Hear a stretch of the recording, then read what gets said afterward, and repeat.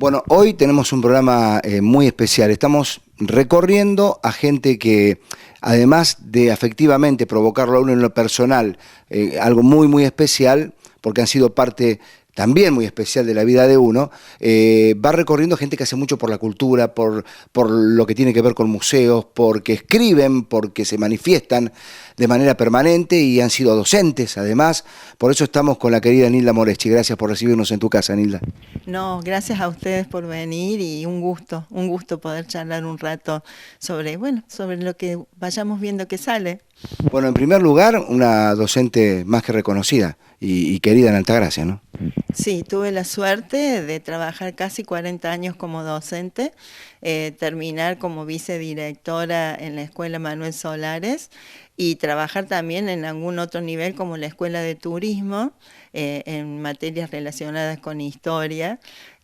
Así que realmente no ha sido trabajo, ha sido disfrutar y recibir cariño y tratar de darlo en la misma medida que lo recibía. Una familia de hermanas docentes. Todas hemos salido con el vicio y yo siempre me cargo y cargo a las hermanas, todas millonarias. Y bueno, a partir de ahí se empezaron a abrir algunas ramas también en tu vida, ligadas obviamente a la docencia, pero siempre ligada a la cultura, ¿no? Porque empezaste a trabajar intensamente también en el tema museos, con lo que eso significa en nuestra ciudad, con la riqueza que tiene Altagracia en ese aspecto, siendo, por ejemplo, la coordinadora a nivel país, pero aquí en Córdoba, de las direcciones de museos, ¿no? De todo el país. Sí, o sea, soy la delegada de la Asociación de Directores de Museo de la República Argentina, acá en la provincia. Bueno, un trabajo también entre comillas, en donde uno se relaciona con los museos de nuestra provincia y tratamos de mantener lazos, conocer inquietudes y también generar eventos como sería las mismas asambleas, los encuentros que tenemos en ADINRA y capacitaciones que dan distintos actores que forman la asociación y que también tratamos de difundirlas.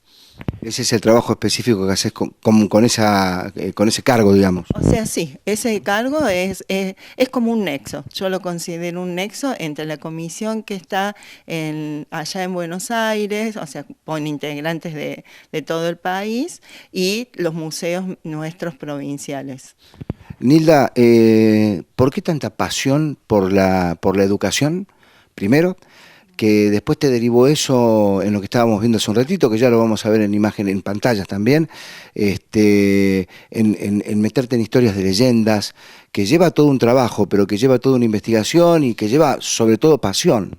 Sí, hay como dos caminos.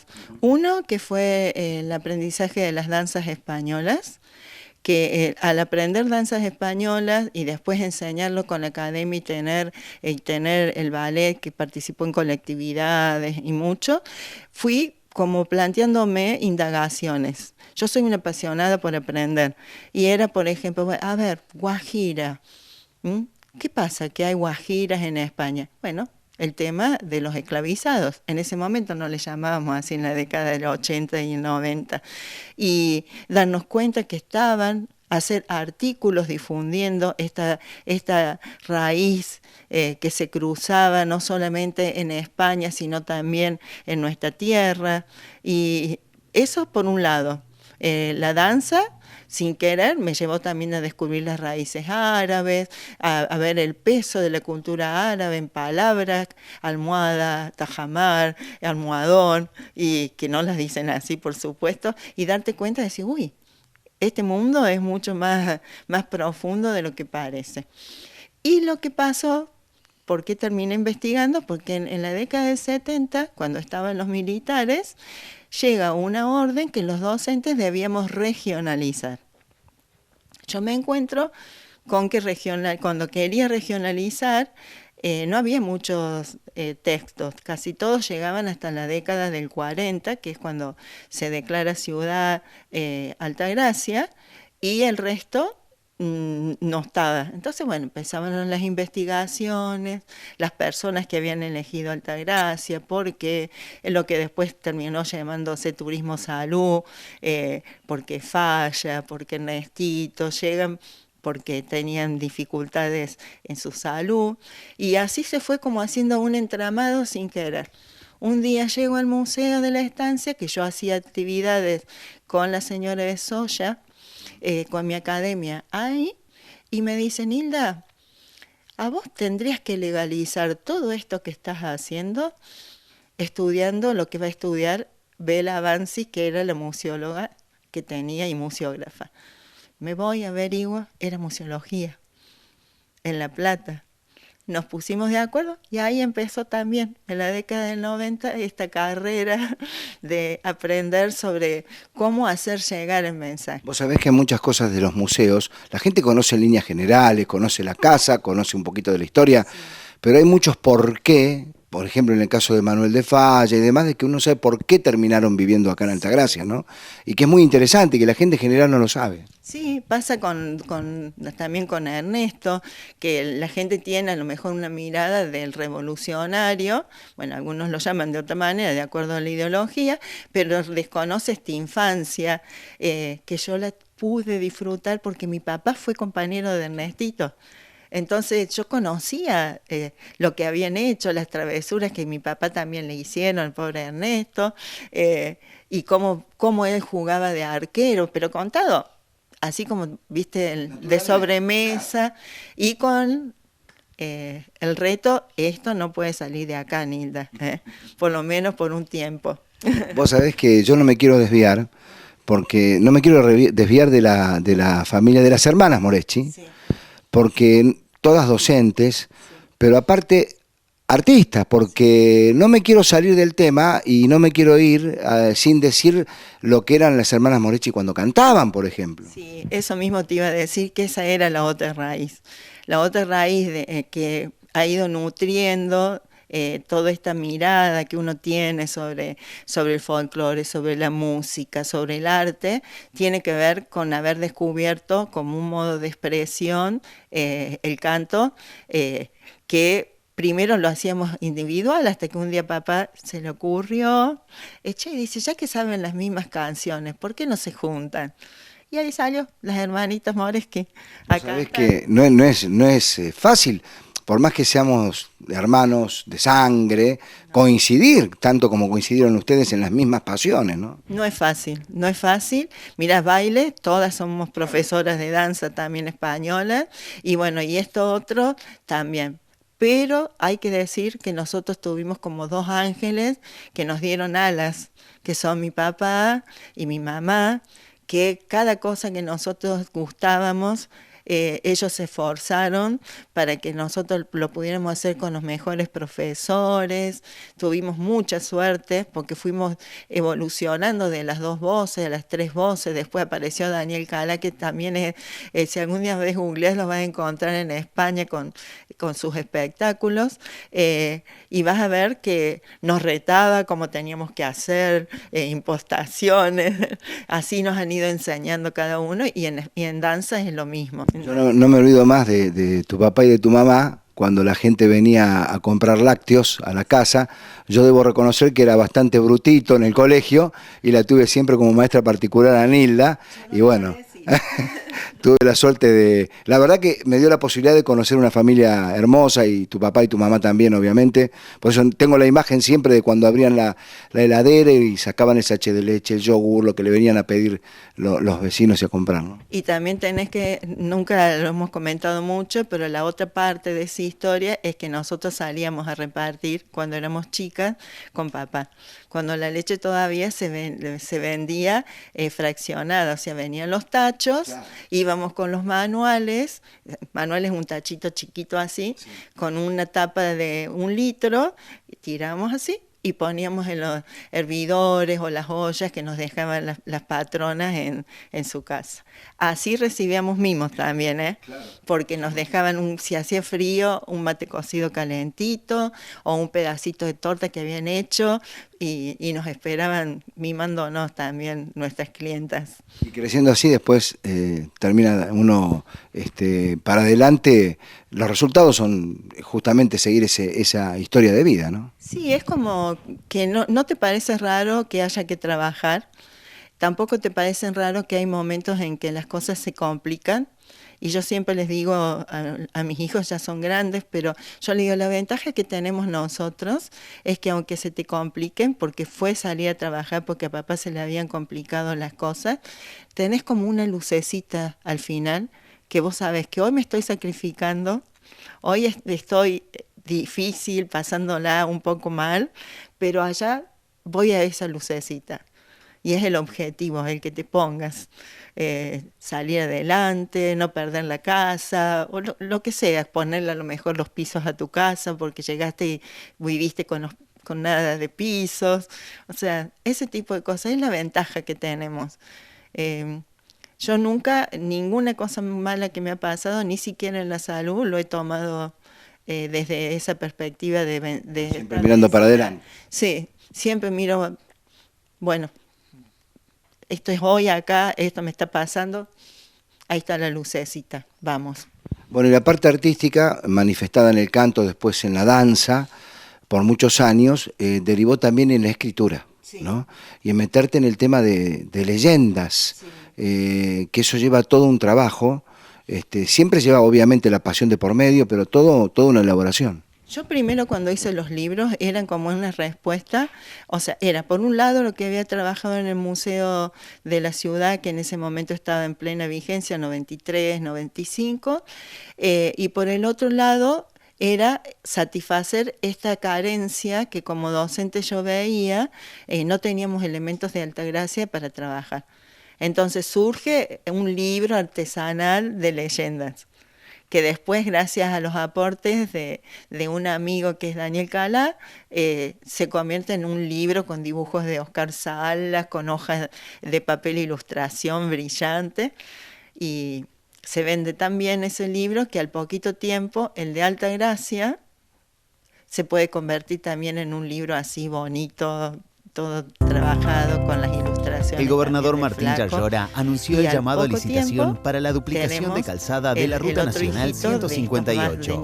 La obra beneficiará a 96.000 vecinos. Que es Ernesto, muchas obras se pararon, ustedes saben. Que habla sobre la infancia de Ernesto, algunas travesuras que él hacía, y tiene como adentro un cuadernillo donde se pueden hacer actividades, donde se conexionan las generaciones. O sea, yo puedo hablar con mi abuelo, que el abuelo le cuente, ver las diferencias de los juegos de los papás, de los abuelos y los de ellos.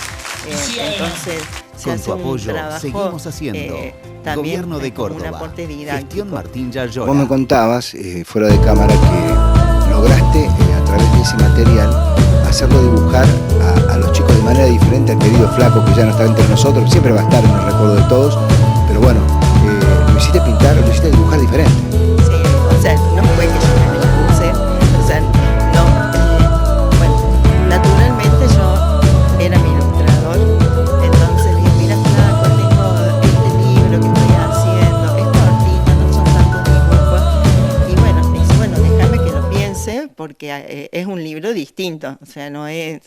Bueno, le digo yo, cuando cae con los borradores, pero ya él venía ya todo pintadito, me los mostrabas, me dice, mira, dice, culpa tuya, he tenido que cambiar la forma de hacer los niños. Así que, bueno... Se nota el cambio. Se nota y aparte muchos detalles, los detalles de las viviendas, cuidó que fueran muy parecidas a las viviendas de la parte de nuestro barrio del Alto, donde están las casas de chapa, el auto antiguo, o sea... leyendo con Doña Rosario, muchos detalles que realmente solamente un grande como él podía llegar a captar. Nilda, hay un trabajo que está ahí pendiente, me decías, no sé ya si tendrá sentido seguirlo o no seguirlo, pero que está tan ligado con parte importante de la vida de cada uno, hablando de las acequias, por ejemplo. De eso estábamos hablando justamente con Fernando también. Lo importante que significa, uno dice, habla de los lugares y los lugares donde uno creció, y una vez se pone a pensar, tuvimos el privilegio de crecer en una región como es Altagracia, como puede ser Anizacate. Realmente es el privilegio comparativamente con otros que crecen en grandes ciudades, ¿no? Sí, sí, la verdad que uno cuando toma distancia, porque en el momento que estás disfrutando eso, es hasta cotidiano y no te das cuenta que sos un privilegiado. Pero cuando tomas distancia, y yo he tenido la suerte también trabajando acá en el área de cultura. ¿Estuviste a cargo de cultura acá en Anizacate? Sí, estuve desde el 2004 hasta el 2016, 12 años, y eso me permitió estar en contacto mucho, pero mucho así con la gente. Indagar, darles espacio para que cuenten, y vos te das cuenta cómo estas acequias, este río, son lugares donde han hecho, yo le digo, sentido de pertenencia, que es una conexión afectiva y efectiva, porque los recuerdos, las comidas, los saberes, las cosas que te cuentan. Dice, ¿usted sabía, don Ramón González, usted sabía, niña, dice, que acá antes de las hojas se sembraba papa? No, no lo sabía. Entonces me contaba, sí, dice, porque gracias a las acequias, usted viera cómo... Y yo ayudaba a cosechar. Y te cuentan esas cosas, y vos te das cuenta que la acequia no es algo extraño que pertenece al Señor, el dueño de esa estancia, sino que tiene que ver con su vida, con sus haceres, con sus saberes. Porque a lo mejor el señor dueño de la estancia no sabía cómo se cosechaba bien la papa, cómo había que aprovechar, sacarla, pero don Ramón y su familia y los que trabajaban ahí tenían esos saberes, y muchos otros, porque me contaba cómo fritaban los pescaditos, cómo se bañaban, cómo sabían cuando el río venía crecido, porque aparecían las ramitas y las cositas que avisaban que estaba creciendo, salir antes que pase. O sea, son conexiones muy, muy fuertes, que cuando uno está gestionando la cultura, y más en mi caso, que yo venía de otra localidad, porque hace 25 años que vivo, pero venía de Altagracia. ¿Ya 25 años acá en Anizacate? 25 años. Y yo lo que dije, bueno, yo no puedo gestionar la cultura de una localidad que no conozco, de una gente que no conozco. Y entonces ahí salieron también otros artículos en el libro de la biblioteca Arnal Ponti, en donde codo a codo. ¿Por qué codo a codo? Porque yo no vengo a traerte cultura, yo no vengo a mostrarte la cultura, yo vengo a que codo a codo construyamos y mostremos la cultura que todos tienen acá. Porque tanto el que sabe hacer, porque acá hay gente que sabe trenzar, el cuero. Acá hay gente que sabe un montón de cosas, que si vos venís y creés que lo que traes de afuera es lo valioso, realmente vas al fracaso. Pero bueno, justamente hay que visibilizar bien digo, y que se conozca, que se sepa que acá existe gente que hace ese tipo de trabajo, artesanía, bueno, ligado a un montón de cosas, ¿no? Sí. Oye, primero empezamos con las ferias, hasta los colegios se prendieron con la propuesta. Empezaron a indagar entre los padres de los alumnos, o sea, algunos eran niños y otros adolescentes, y encontraron que había alguien que trenzaba, otro que sabía cómo se preparaban los caballos, tuzar, no sé, un montón. O sea, cómo se hace una huerta, cómo se cultiva, cómo se cría ganado, ovejitas, porque había quienes tenían ovejas, cómo se hila, mujeres y hombres que saben sacar la lana, hilarla, cómo se teje, otras que sabían del telar, y de golpe te encontrás que aunque hay más saberes que lo que vos te creías que traías a este mundo. Nilda, hace un ratito vos decías, siempre ante las cosas buenas y malas, mirando para adelante, positivamente, con esa luz al fondo. Bueno, ahora, hoy, me imagino que siempre con proyectos para adelante. La familia en sí mismo ya es un proyecto. Y por más que los chicos crecen y se van de casa, siguen siendo parte del proyecto de la vida de uno, ¿no? Porque uno no deja de estar pensando nunca en ellos. Pero siempre con proyectos, me imagino. Sí, siempre con proyectos. Ahora también estoy en la comisión de la Asociación de Museos de la provincia de Córdoba y hemos tenido la suerte de participar en los debates que se hicieron para la ley de museos de la provincia. La ley queda como, es un logro, porque después de 30 años de lucha es un logro lo que hemos conseguido, pero claro, es nada más que el marco, falta la reglamentación. Entonces ahora estamos trabajando, digo estamos porque intercambiamos las propuestas, queremos hacer encuestas a los museos, o sea, muchas cosas, para lograr que esa reglamentación satisfaga las necesidades de nuestros museos.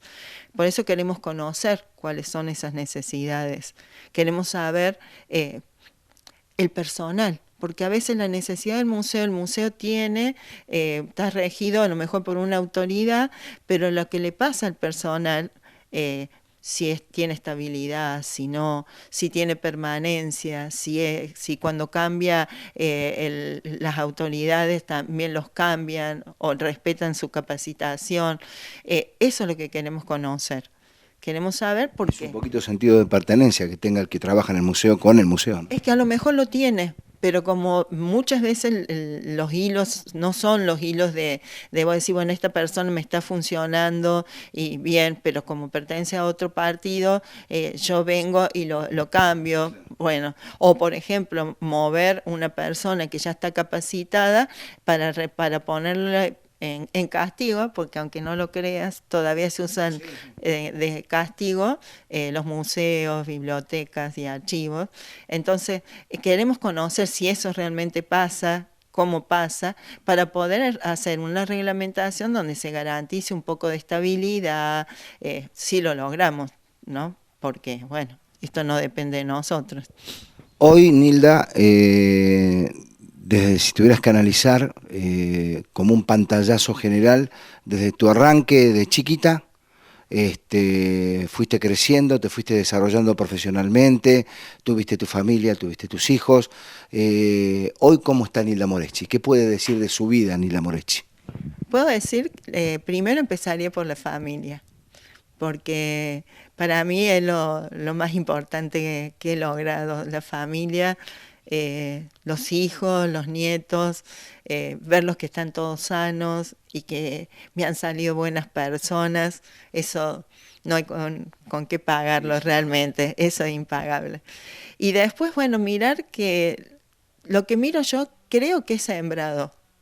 O sea que lo que he tratado y sigo tratando, porque a veces cuando hago las charlas voy a un jardincito o me piden de la universidad provincial dar una charla, o hace poco las docentes, la inspectora de primaria que dieron una charla sobre el conoce lo tuyo, el uso pedagógico del patrimonio, lo hago no porque quiera tener la plata, porque no realmente no muchas veces no cobro, sino que lo hago porque creo que es como las semillas. A mí me interesa eso, que lo que yo tuve la suerte de descubrir, esta pasión que yo tengo, la pudiera transmitir para que otros la sientan y no se pierda. O sea, que sientan que vale la pena trabajar por el patrimonio, por los patrimonios de todos, ¿no? Porque si no nos olvidamos a veces de nuestras raíces y que vale la pena enseñar, que vale la pena utilizarlo como una herramienta para que se sientan las personas respetadas, porque es impresionante. Yo me acuerdo de los días que iban los abuelos o estas conversaciones con la gente nuestra de acá, cómo se sienten, esa autoestima, esa valoración que ellos sienten, porque ese pasado vale la pena ser escuchado, vale la pena ese saber difundirlo. Y a veces sin querer, las cosas, las circunstancias o las decisiones que se toman van haciendo que valga la pena otras cosas que son más superficiales y no estos saberes que a nuestra gente sería importante que no los pierdan. Nilda, muchas gracias por habernos recibido. No, gracias a ustedes. Y bueno, no sé, cuando quieran, ya saben, con mucho gusto.